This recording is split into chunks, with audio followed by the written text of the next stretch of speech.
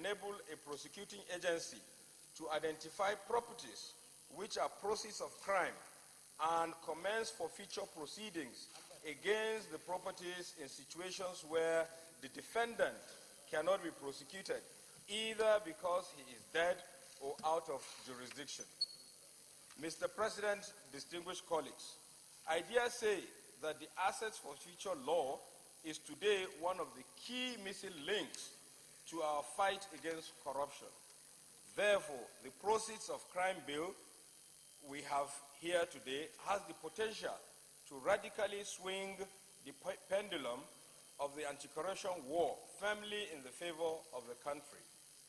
We are today struggling to recover or confiscate the proceeds of corruption that we have identified and even moved against both home and abroad.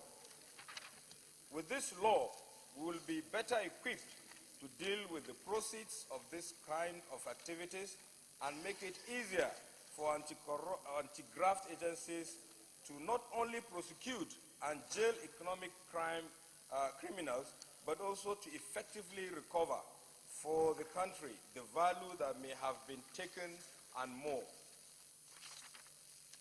The Asset Recovery and Forfeiture Agency set up under this law will be empowered to administer the proceeds of crime and as well as establish special accounts for the recovery and safekeeping of monies recovered from as proceeds of crime. Mr. President, distinguished colleagues, this bill is part of the action plan of the government to prosecute criminal activities within and outside the nation's border, as well as fulfill its commitment to the international community, especially the Financial Action Task Force and International Government Action Group against money laundering in West Africa, to enact some identified critical laws to tackle criminal activities globally.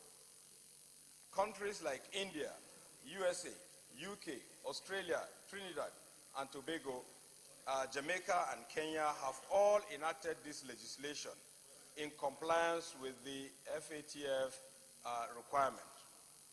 The fight against corruption, money laundering, economic and financial crime calls for global collaboration. Considering our peculiar circumstances and inadequacies, the country stands to benefit more from the collaborative effort of the global community if the bill is passed into law. The issue of anti-corruption must be fought on the basis of value.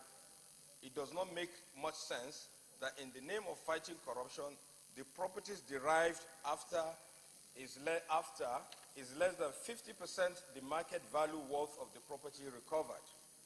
Placed in between the cost of prosecution, investigation, and time, the society loses so much. Therefore, value must proceed from not only changing behaviors, but only enabling both the accused and the state not to become losers at the end of the trial due to failed recovery and management of the crime property. There is no gainsaying that the nation is in dire need for the enactment of this legislation if we are to make the war against corruption meaningful, purposeful, and effective. I therefore urge you to